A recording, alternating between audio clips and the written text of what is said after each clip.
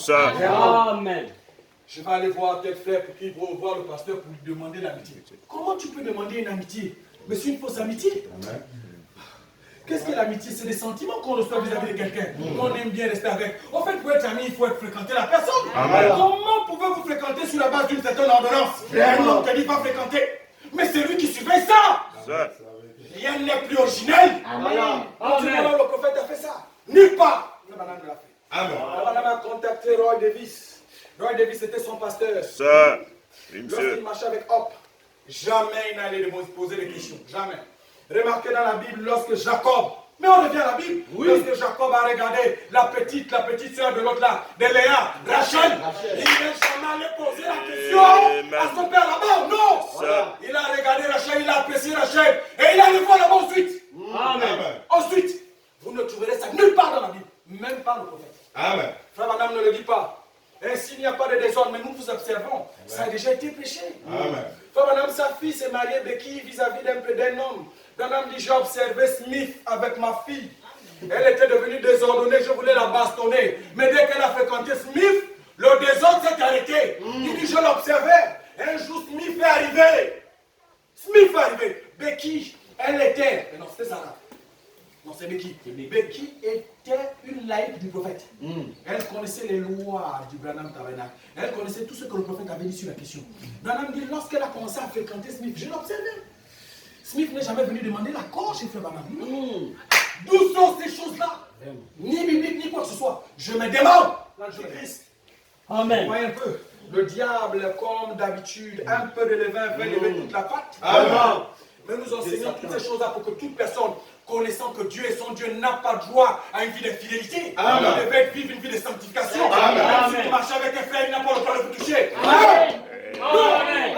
Vous êtes une femme, vous n'avez pas le droit. Vous n'avez pas le droit. Il n'a pas ce droit. Qu'est-ce qui vous dit que ce sera votre mari si vous fréquentez? Alors ne permettez pas ça.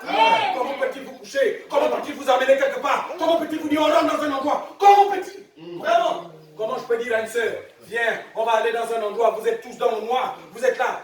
Frère, comme ça, il déshonore ta position de femme. Miséricorde. Il déshonore ta position de femme. Et toi, en tant qu'homme, tu ne te rends pas compte que c'est quelqu'un de faible. Facilement, tu embobines avec les paroles. Facilement, comme ce serpent, ça trouvait ce jour-là. Il embobina Ève.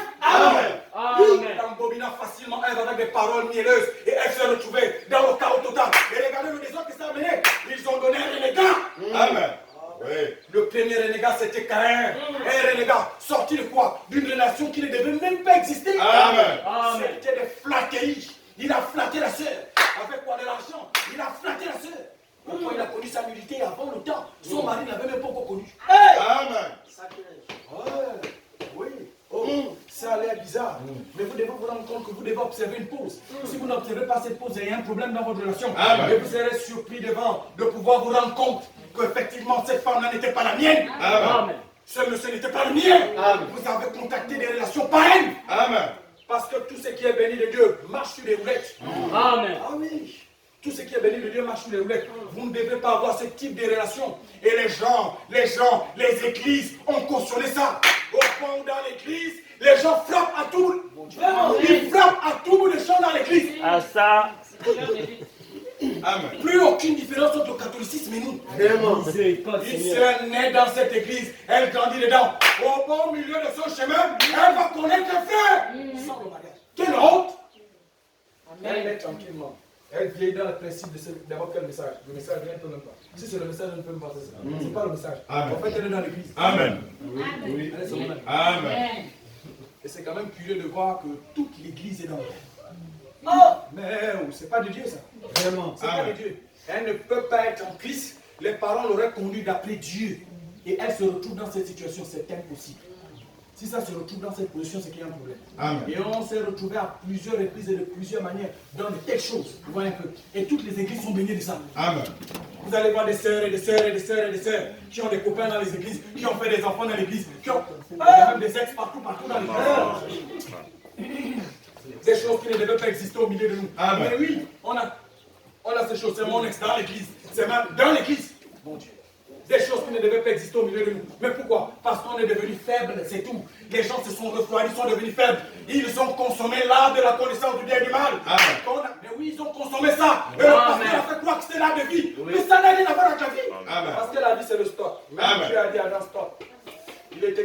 observer d'abord un temps avant de se toucher, même de pouvoir, encore que même à cette époque, se toucher, ça ne devait pas se passer comme ça. Et Dieu vous demande de pouvoir observer un stop. Marie et Joseph, stop. Amen. Amen. Vous devez observer un stop pour mieux voir ce qui se passe. Amen. Oh, mais les gens ne veulent plus observer le stop. Amen. Non, ils brûlent tout. Tous les feux rouges, ils brûlent. Même quand Dieu dit stop, non, pas de stop non rouge. Voilà. Et on a des résultats après qu'on se pose des questions dans les foyers. On ne sait pas. Nous sommes dans un âge moderne où la femme est attirée par l'argent. Oui. C'est la vérité. Les hommes ne sont pas très attirés, mais les femmes. Oh! L'argent, le bien matériel. Hey! Ça a traversé le monde, c'est rentré dans l'église. Amen. L'argent. Ah! Pourrait-elle accepter de vivre avec un frère qui n'a pas un boulot conséquent? Pourrait-elle accepter? Mais lorsqu'elle a eu un bac plus 10, elle va regarder, oh, c'est un frigoriste. Jamais!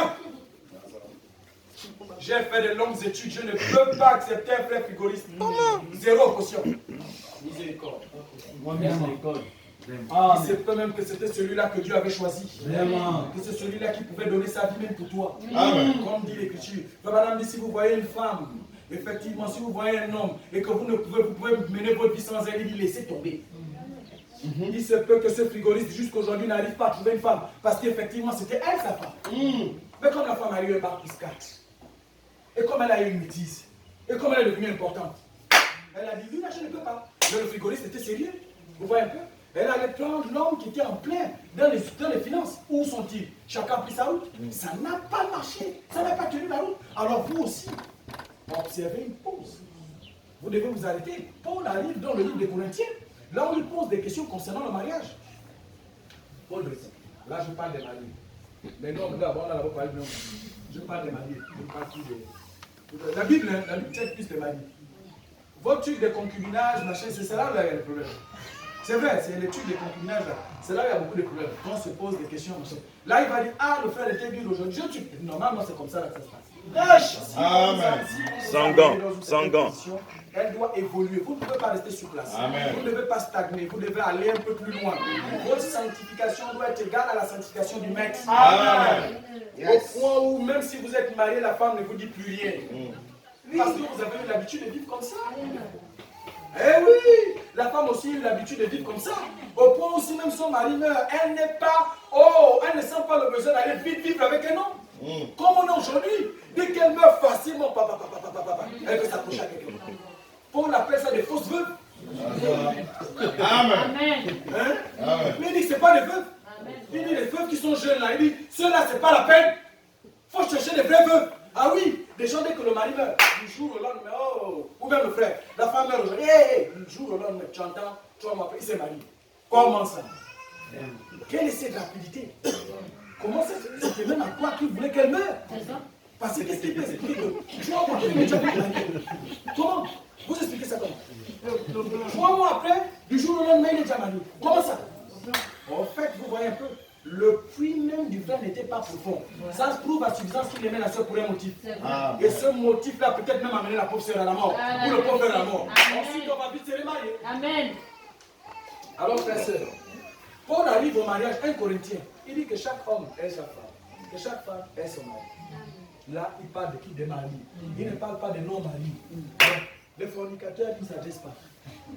Ça a l'air bizarre. Oh, les fornicateurs, ils ne parlent pas. Mais oui, vous devez quitter ces genres de noms-là. Amen. Amen. Les impurs, les idolâtres, les fornicateurs. Non, reconnus par ce nom. Alors, vous n'y entrerez pas. Maintenant, si Dieu vous accorde la grâce d'entendre parler de ces choses-là, maintenant, battez le pavé. Vous voyez un peu? Je ne dis pas ces choses-là.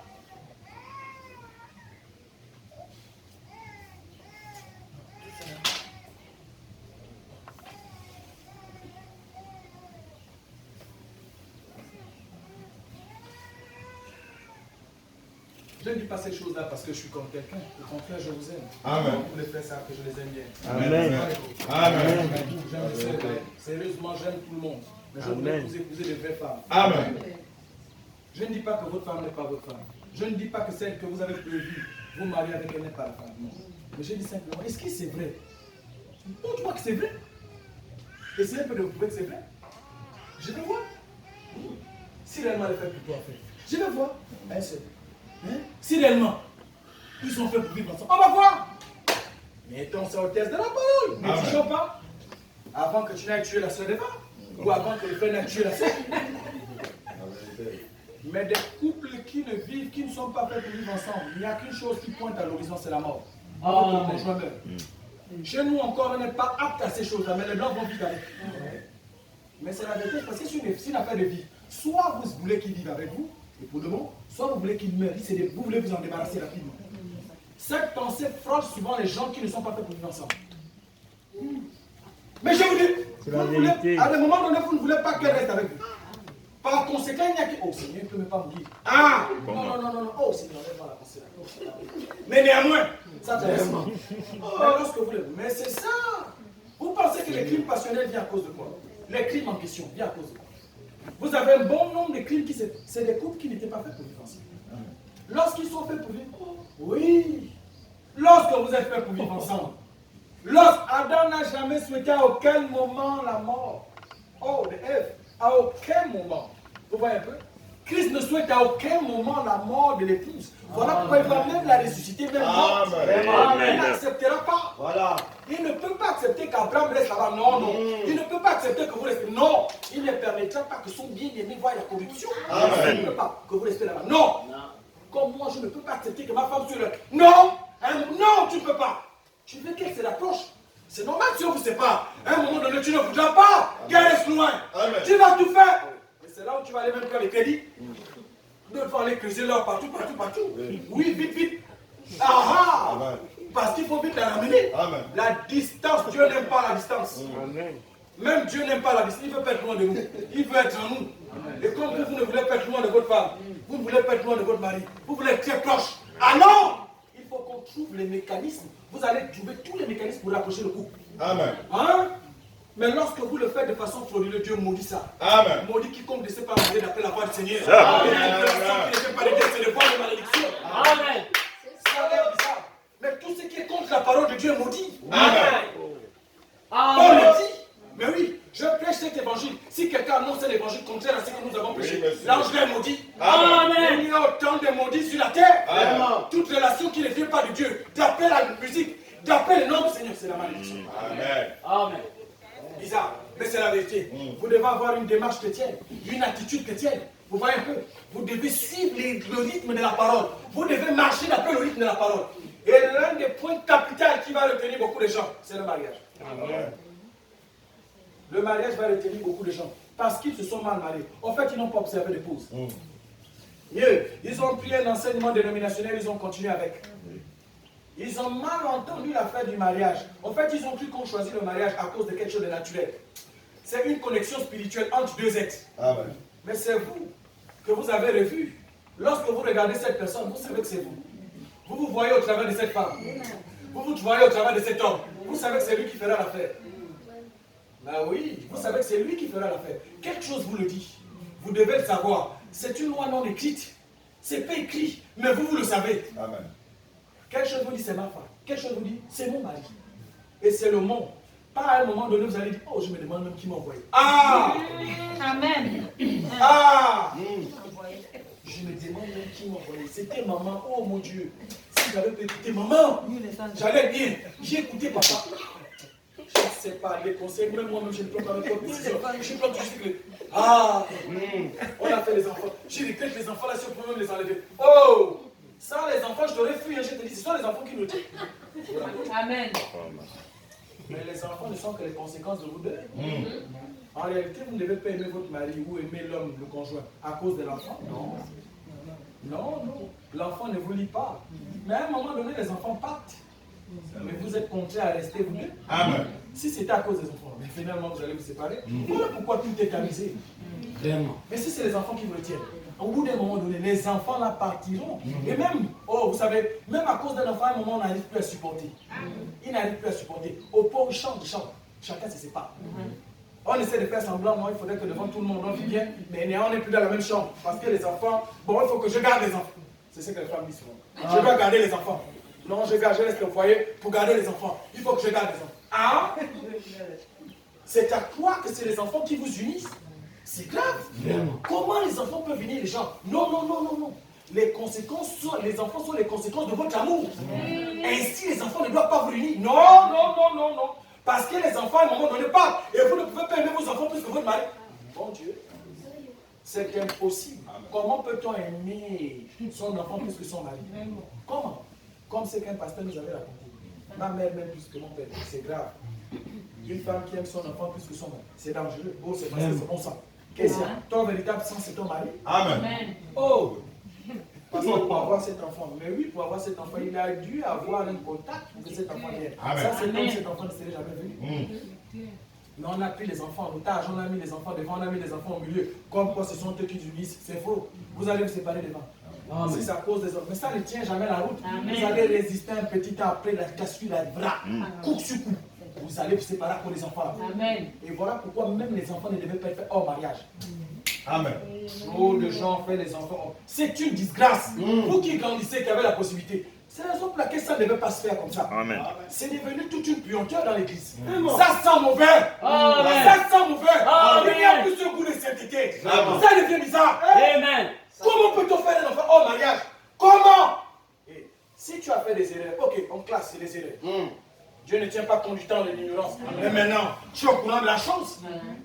Ça n'a même rien à voir avec Dieu. Amen. De façon normale, si on met Dieu de côté, de façon normale, il est bon que tu aies des enfants avec un seul homme. Amen. Il est bon. Dieu a fait les choses ainsi. Mais c'est quand le choix n'est pas bon, qu'on regrette, qu'on va maintenant gauche-droite.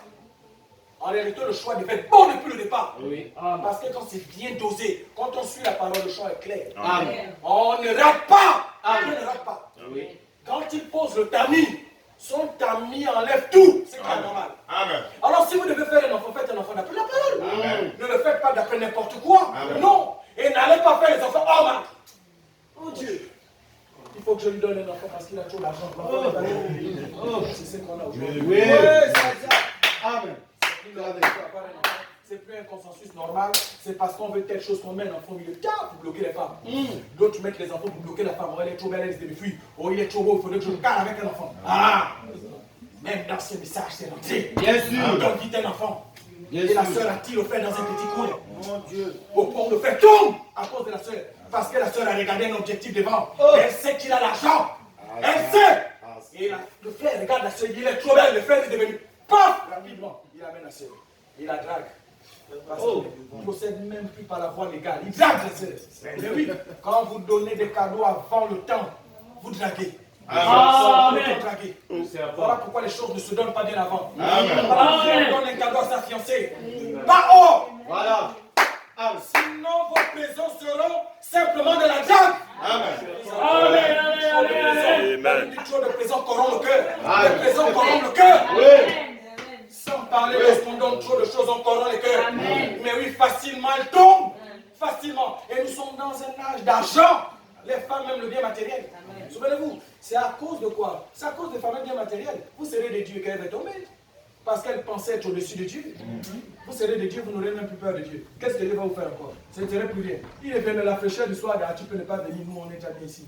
Hein? Mais c'est ça. Vous serez des dieux. En fait, l'égal à Dieu. Mon Dieu.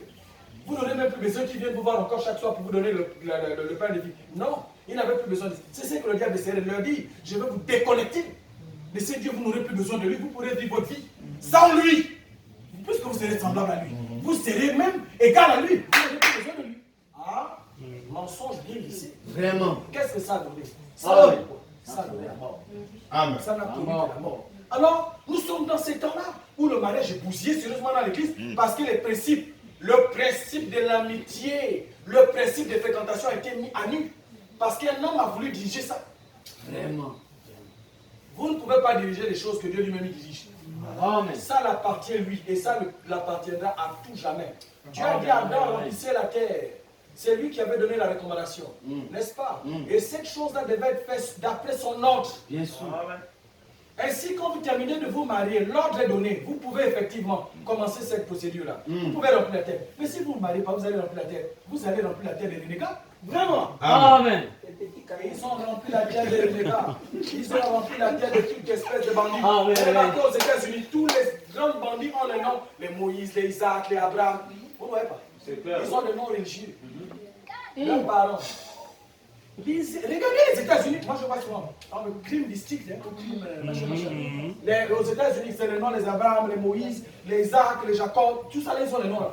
Seigneur. Preuve que les parents sont nés normalement, ont fréquenté l'église un peu, embrouillé. Et ils ont donné quoi? Des renégats. Et les renégats, des grands tueurs qu'on a eu aujourd'hui là. Mais remarquez, et si vous ne faites pas attention, on est surpris de voir des filles qui naissent ou des frères qui naissent dans ce message devenir des renégats. Surprise de surprise. Comment quelqu'un qui naît dans cette parole devient un gars bizarre? Comment? Les parents n'ont pas été eux-mêmes positionnés quelque part. Mais ça qui des parents? Ah oui, vous ne pouvez pas changer les choses. Ah voilà, c'est la raison pour laquelle si vous pouvez rectifier le tir et revenez à la parole. Amen. Revenez à la parole. Amen. Revenez à la parole. Amen. Faites les choses comme la parole le demande. Amen. Revenez à la parole. Amen. Revenez à l'écriture. Ne t'emballe pas, ne cours pas. Tu l'auras pour la vie. Pourquoi tu cours? Qu'est-ce qui est aussi dur? Qu'est-ce qui est aussi compliqué? Mais attends un peu. Est-ce que c'est assez compliqué d'attendre un peu? Hein? Attends un peu. Amen. Tu n'es pas obligé de pouvoir partir dans une histoire qui va se gaspiller devant. Enlève Satan de ton chemin. Amen. La seule manière d'enlever Satan, c'est la manière dont tu procèdes. Amen. Procède d'après l'écriture. Amen. Et abandonne la fornication. Amen. Amen. Si tu ne laisses pas ça, tu n'auras rien de bon devant. Amen. Tu ne peux pas réussir un véritable mariage en commençant par la fornication. Amen. C'est impossible. Dieu n'a jamais agréé ça. Et il n'agréera pas ça. Amen. Mais si réellement il t'aime, si réellement tu aimes, alors marchez d'après le pas du Seigneur. Amen. Qu'est-ce qui est dur de pouvoir marcher d'après le pas du Seigneur? Qu'est-ce qui est dur? Si réellement il t'aime, si réellement vous aimez, qu'est-ce qui est dur? Nous revenons à la véritable église originelle. Amen. Nous revenons à cette vie où Marie, où Marie tombant enceinte, Joseph voulait la fuir. Ah! C'est exact. Ah! Amen. Joseph a failli la fuir. N'eût été l'intervention du Seigneur. Oui. C'est le Seigneur qui intervient. Non, c'est quelqu'un qui dit, métisse-toi. Parce que le gars là, c'est un saint. Mais elle allait, attention. Le frère est parti, est-ce que c'est un saint? Doucement. Regardez les choses d'après l'écriture. Amen. Gardez les choses d'après l'écriture. Oui. Comment une soeur, comment un frère, on fait la pagaille dehors, il va vouloir épouser une soeur qui est bien. Bye. Je viens. Tout frère qui mène une vie de boucan, normalement, n'a pas de jour au mariage. Qu'est-ce qui vous prouve qu'il mènera une vie stable avec cette fille-là? Qu'est-ce qui vous prouve ça? Le gars papillonne, bien qu'il est à l'église.